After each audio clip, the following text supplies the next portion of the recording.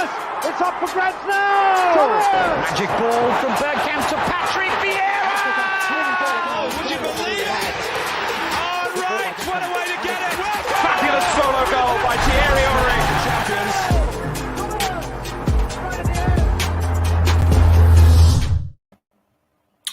Good afternoon, everybody. Welcome to an unexpected edition of Arsenal Lounge. I'm very happy that I've managed to get Tom to join us. Thank you for taking time to join us, Tom. How are you? You good? Yeah, mate, not bad. I say it's my day off, so I don't mind jumping on for a quick chat. No worries at all. Obviously, for those of you who don't know, and if you don't know, where have you been? As we discussed last night on our show, and check that out, Aubameyang has been stripped off the captaincy, and he's not going to be in the squad for the game against West Ham. So before we go into this, I couldn't watch the press conference because there was for some reason I couldn't watch it.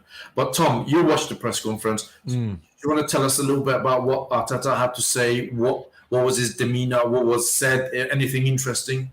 Yeah, I won't teach the listeners to suck eggs because I'm sure plenty of them have already tuned in and watched it. You'll be able to watch it back as well on the Arsenal Way if you did miss it. But the situation is basically him being very open about the fact that he's had a conversation with the player. It's been taken because of as he described it, the latest breach, which he didn't go into. He was asked basically how many breaches there were. He was then replying in the sense of he wasn't going to reveal that, but we can assume minimum of two. Probably more than one. I think it's a fair assumption to say that there's more than two because we know of the Spurs one, we know of this one, and if he doesn't want to say anything more, and if he didn't want to, he could have just turned around and been like, there was the breach in the North London derby. We've had this recent breach. They're the two, but he didn't. He's refused to rule out the fact there could have been more. And I said it was a difficult conversation. He was asked basically whether or not Aubameyang took it well. And his answer was very much indicating that it wasn't an easy conversation. And the indications were that Aubameyang hasn't taken it well and he's going to need some time to heal, he described it as. And so he won't be in the team for definitely tomorrow, but maybe even the weekend against Leeds too, which would be, obviously, we talk about it'll be a loss, but it's not necessarily a loss because I don't think either of us, Shaheen, would have started him in these games. But it's the impact on the dressing room and how the kind of club and the squad responds to this at the moment. Yeah. Just before I go any further, do you think we'll see him in Arsenal shirt again?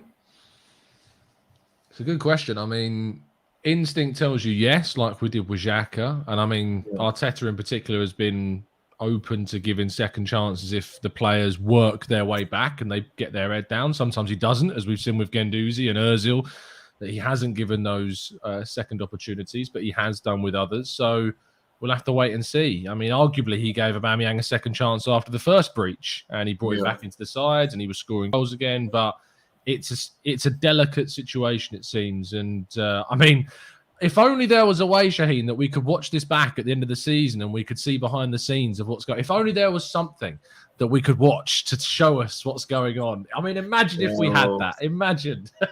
Well, it's, you know what? Sometimes I think some of these things, maybe I'm wrong, Tom, but I just think sometimes these things are played a little bit towards that.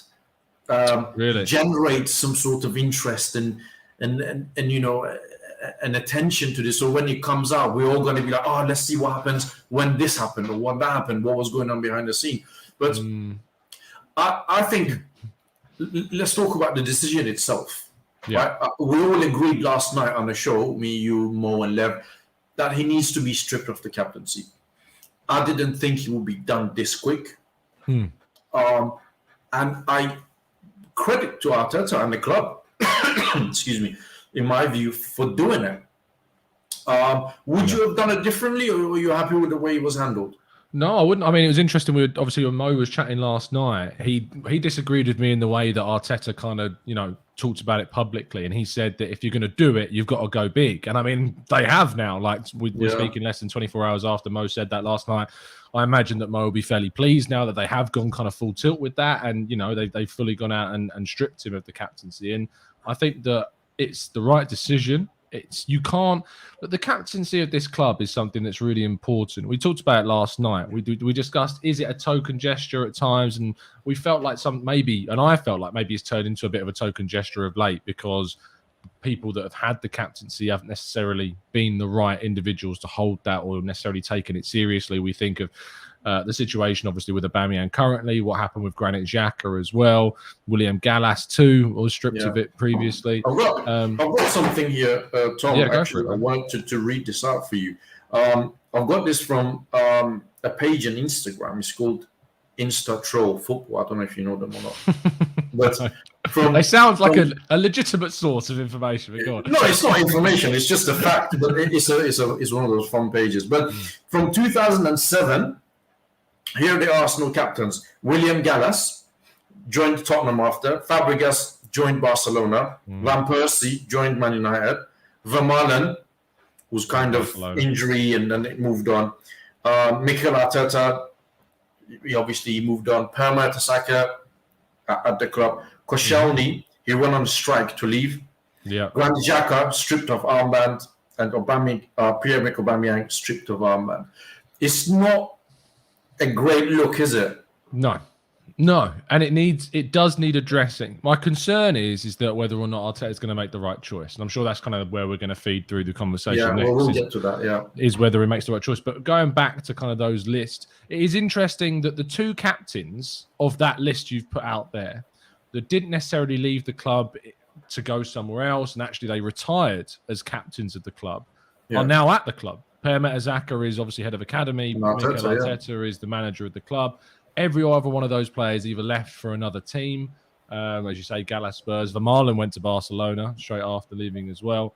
Yeah. And Aubameyang, there is links, ironically, with Barcelona in this January. And I saw a report this morning, I think it was El Nacional, the Spanish outlet, claiming that Xavi would be interested in bringing in, because obviously they've got a striker issue with Sergio Aguero and his forced retirement. So could they be looking to bring him in? Would he be open to leaving? I think that Aubameyang would be open to leaving. It's just whether or not. Well, this is what I was going to discuss with you.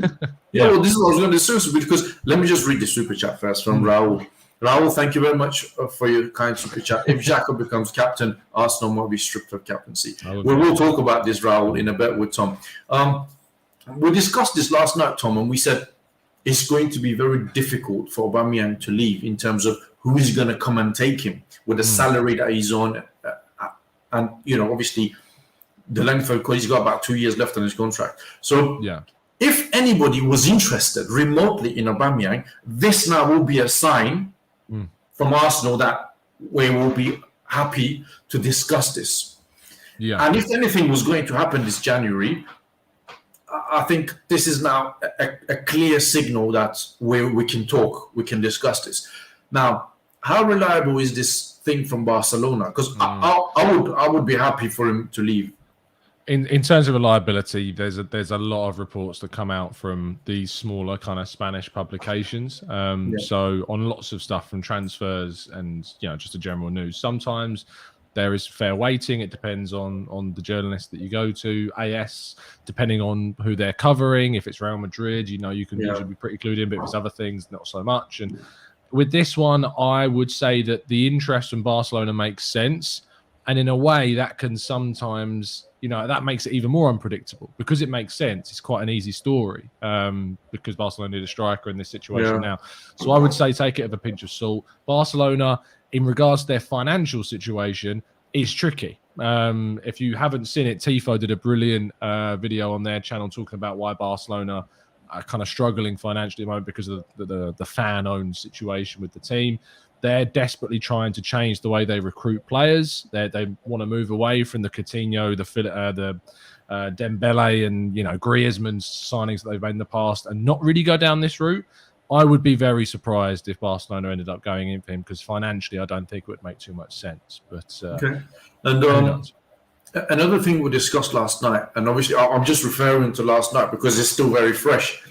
We discussed if there is a breakdown of relationship between the manager and his captain. Yeah. For me, I think there is. I think this is a bit of a confirmation that there is now a bit of a rift or a bit of a breakdown in communication. I don't expect Mikel Arteta to come out on a press conference and say, yes, we have problems. He would naturally say, oh, no, we have a good relationship. You know, I'm upset about this. That's what you expect him to say. Yeah. But is it clear for you as well now that there's things going on behind the scene? I think, Curtis, put an interesting tweet out. I don't know if it's still on his account, but he basically put something along the lines of, it's now, this is kind of the make or break. He said this decision will make or break Arteta at Arsenal. Either he becomes a respected leader or he loses the dressing room. And I kind of agree with him. I think this is one of those, it's a litmus test in a way, whether or not those players galvanise around him and go through this decision. And I think actually who he picks as his next captain will have a lot to do with that. Whether they think he's picked the wrong person could certainly undermine that choice. Or the destabilisation begins. I mean, ironically, Unai Emery's destabilisation of the dressing room began, or was, it was definitely accelerated, or it was a bit of a catalyst when Xhaka was stripped of that captaincy. So it's a big moment in Arteta's tenure, and it could define kind of that next period of his time at the club. What we know being the difference between Arteta and Emery is that the feeling that we are given is that the players are fully behind Arteta, that there isn't a rift, there isn't cracks appearing in the woodwork. They are very much, like him as a manager. They want to succeed for him. It's just things haven't really gone that well for him as a coach so far. Yeah, I agree with you. And you know what? Just looking back on it from 2-3 weeks ago, I'm still a bit surprised that the captain of the club, going back, starting from when he liked Ronaldo's post on Instagram. Yeah. Then there's been a series of events that has unfolded. Or you look back and you think, well, forget about the fact that he's a captain. As a professional footballer, you shouldn't be doing any of these things. No, of course not.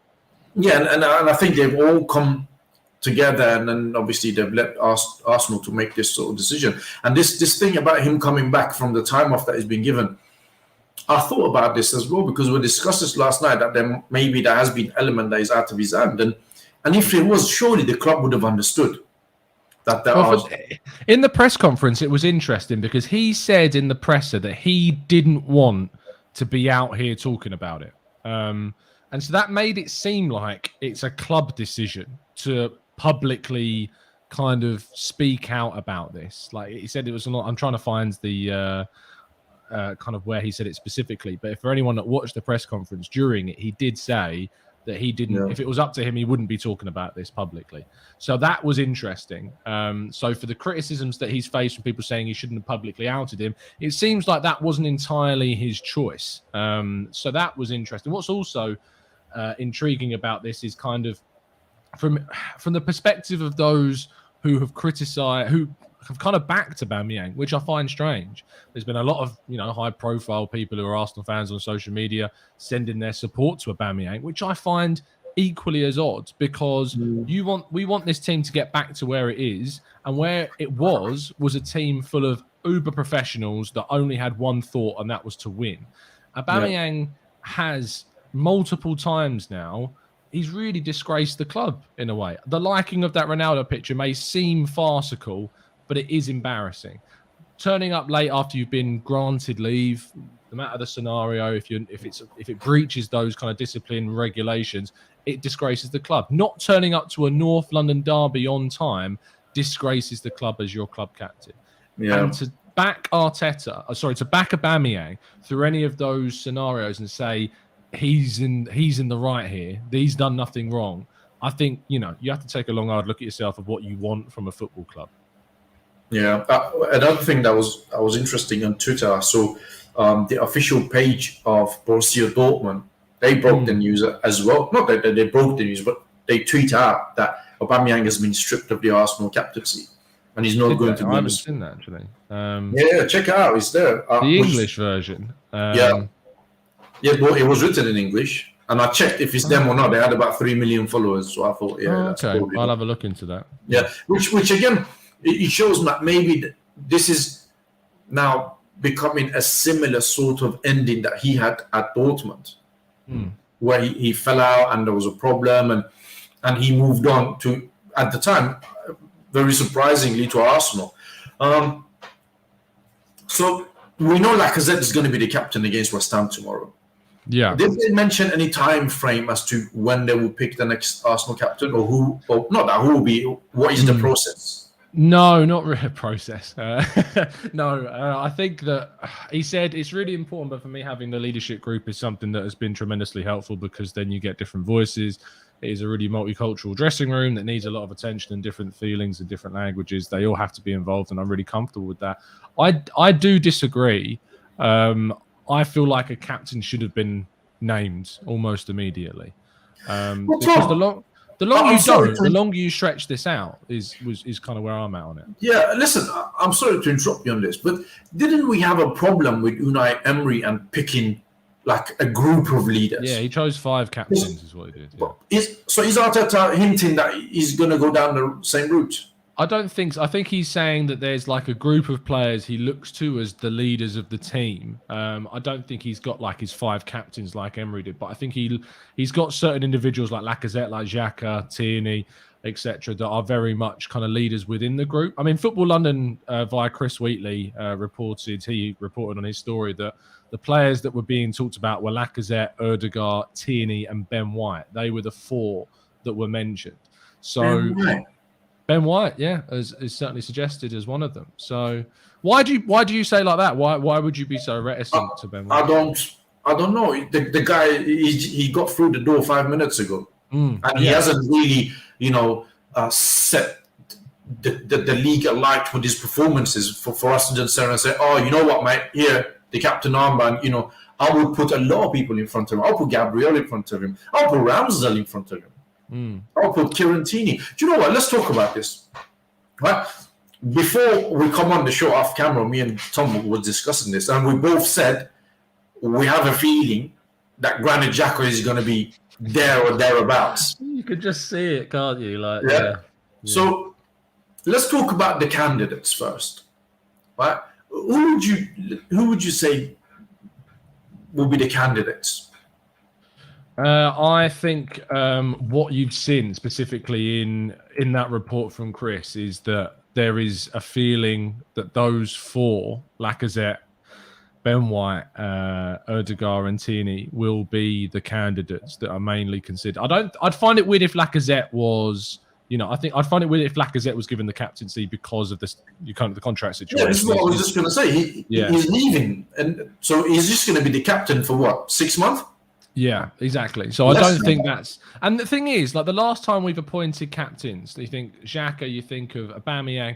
Like I don't mind. We've got a very young squad at the moment, and I think the senior players in the side have been letting down the team. You would say they've been the ones that have let down. So I don't have an issue with a younger player being given that responsibility. Tierney's not necessarily young. He's 24 now, so he's in his mid-20s. He's approaching his prime. He's in his prime age for a fullback, as described. So he would be a good choice. I think that Gabriel deserves to be mentioned in that list of kind of possible candidates. The only issue with him is obviously the language barrier. And I was just going to say that. Would that be a problem for Gabriel?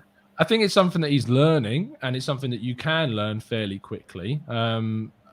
And in the sense of you're playing football and on the side every day you're taking English lessons. It's not like, having a 9 to 5 and then, all the situation around it. He has the time where he can learn it as opposed to other maybe professions. And a lot of people do in the business of football. So I feel like he can learn it fairly quickly. I think he leads by example with his performances and his demeanour and his stature on the pitch. So I don't think there's too much of an issue. And as he said, it's a multicultural dressing room. You've got a lot of Portuguese speakers in the team as well. And obviously he's played in France. He would have those relations with that French side of things too. So I wouldn't have an issue if it was Gabriel, but I don't think he's one being considered. Yeah, listen, for me, to be honest with you, I'm shocked that Ben White's name has been mentioned. I would not be happy if it was given to Odegaard either. And reason being is that these two, they've just come through the door. I don't think it's a good idea to sign a player, and then as soon as they come through the door, within 2-3 months, and neither of Ben White and Odegaard, as I'm sure you agree as well, have been consistently delivering good performances. So for them to turn around and say, well, okay, well, you can be the captain, I think it doesn't sit right with me. I wouldn't have a problem with this if it was a proper established player who's come in and has been performing week in, week out. That I would understand.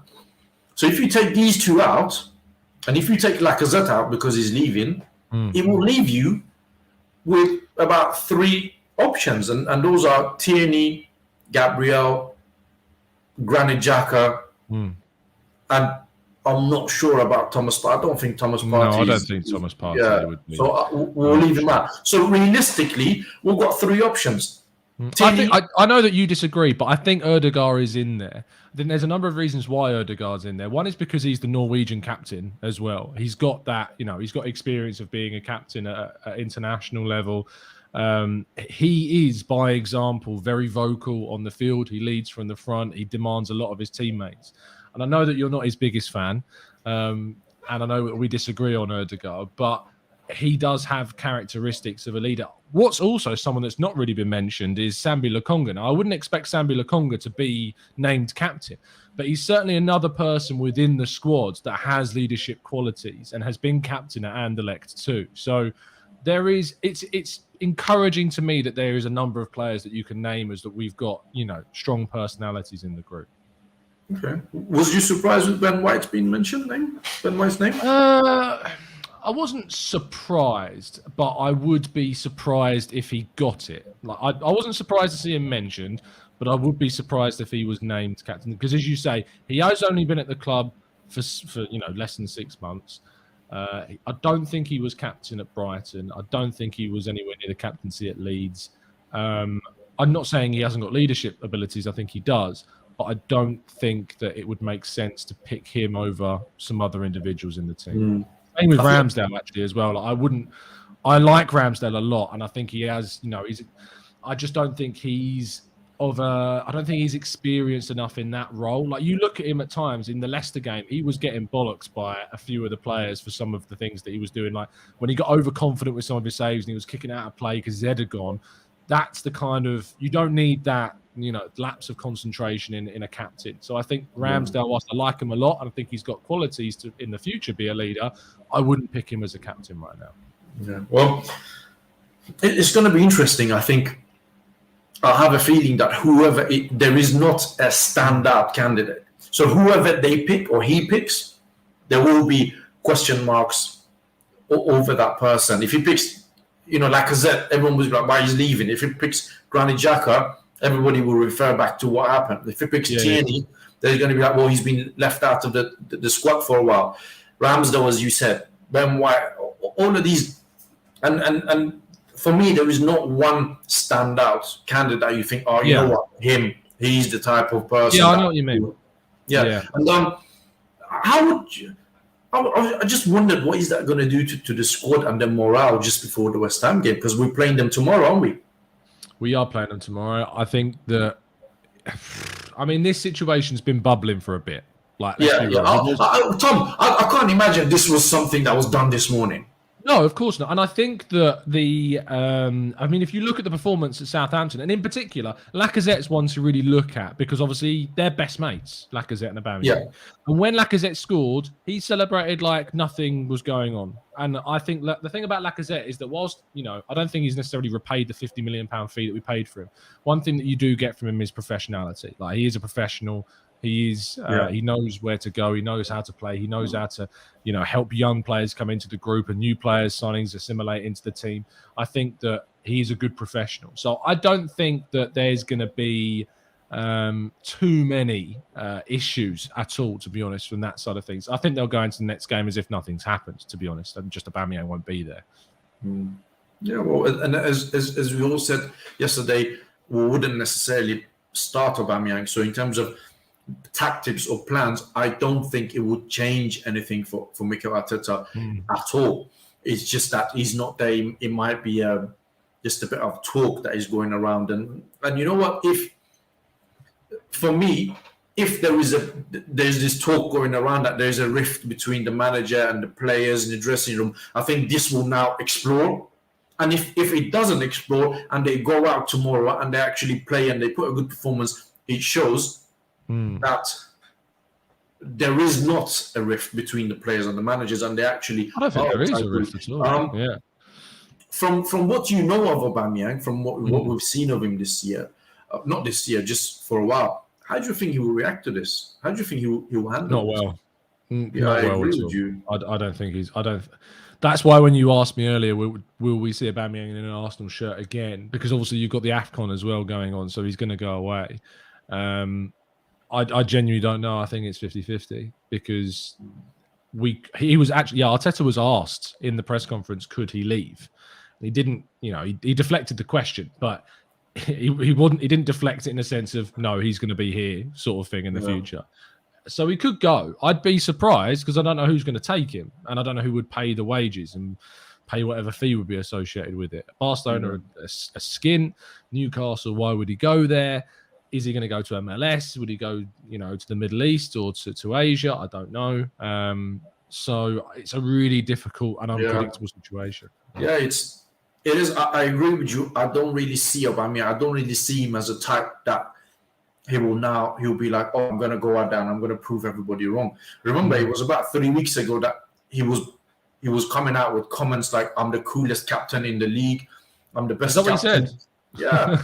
I'm the best captain that any of the teams could have, that sort of thing. And now 3 weeks later, he's stripped off the captaincy. And I think he's not going to take this role. And I think he will look to move on. If something comes in for him, I think Arsenal will be open to the idea of him moving on as well.